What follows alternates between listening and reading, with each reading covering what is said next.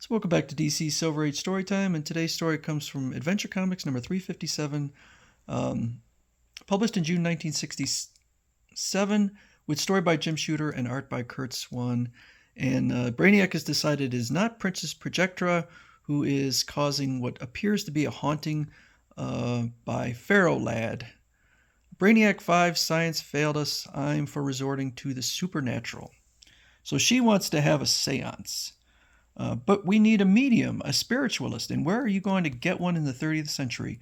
You already have one. As a princess of my homeworld, Orlando, I am of the ruling class of oracles, or medium spiritualism is common here. Let's try it out. Agreed, says Brainiac then, but I'm skeptical. So they decide to go forward with the seance. This is the most idiotic thing I've ever heard of. Ghosts, seances. Maybe I can't explain this afternoon's happenings, but this is ridiculous. And Brainiac's reaction is ridiculous. I don't know why he's so skeptical given all the things we've seen in the DCU and 30th century. But he continues on. Superboy, surely you as acting leader don't. Quiet, Brainiac 5. She's going into a trance. Blasted. If anyone could see the greatest crime-fighting organization in history, now we'd be laughed out of the galaxy. This is preposterous. I'm leaving. But Pharaoh Lad's voice comes out of Princess Projectra. Gasp! Pharaoh Lad's voice, but it's coming from Princess Projectra. She is merely a mouthpiece. I am speaking. And so a vision of Pharaoh Lad appears. At last I can speak through Princess Projectra. Pharaoh Lad, tell us why. Why have you come? What do you want? I want revenge on those who destroyed me. You took my life as acting leader. It was your duty to deliver the bomb, but you pretended weakness, tricked me into carrying it into the Sun Eater's heart, and the rest of you saw this, yet did nothing to stop it. Here is the penalty I exact. You four are banished from the galaxy, and you, Brainiac 5, and the other Legionnaires must disband forever. The Legion's ideals have been tarnished by these traitors. Heed my words. I can enforce them. And he disappears. Superboy, what are we going to do now? So he decides he's going to go through with it and leave Earth forever, all of them, and disband the Legion. We could pack our things tonight and leave tomorrow. I can't believe it. 4 of our top members deserting us. Whatever it is, if they can't lick it, neither can the other Legionnaires. Our organization will fall apart.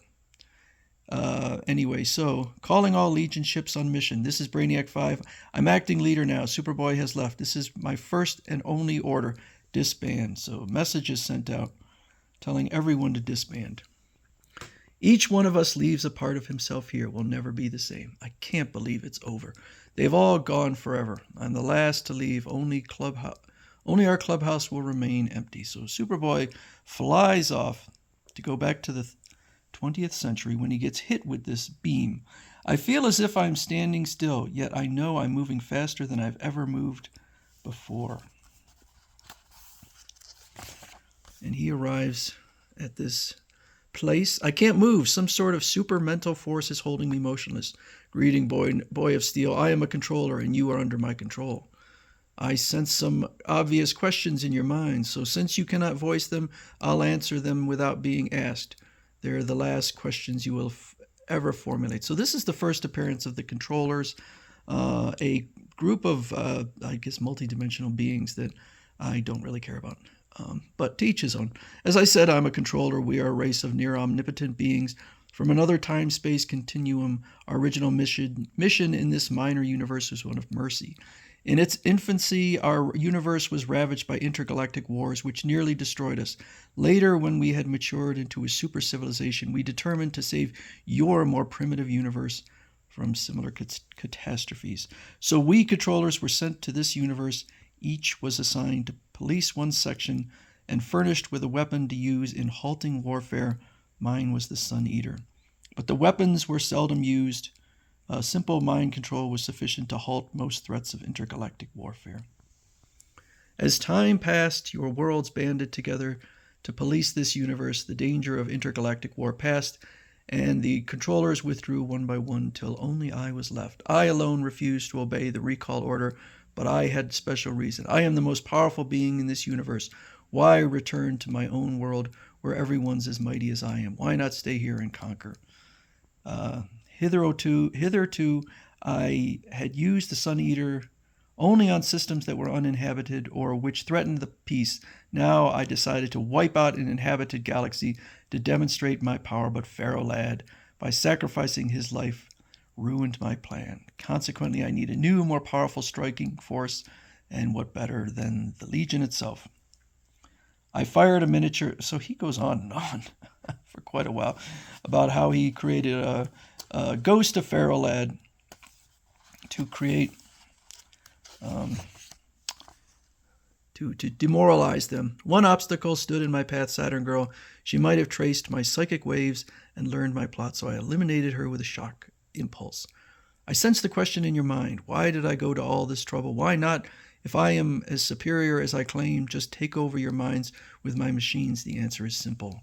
My machines were designed to work on minds in turmoil, confusion, facing intergalactic warfare. So in order to make them work at maximum efficiency, I had to demoralize you by forcing you to disband. And now, by subjecting you to my control, I culminate my plan. So he's going to... I don't know why he's killing Superboy. Maybe he said. But, well, my mind influencers, warm up, Superboy. Enjoy your last thoughts you'll ever think on... Okay, so he's going to control Superboy, not kill him. But the Superboy cannot move at all, but there is a signal device on his ring, but he can't move to activate it, but it seems to activate itself.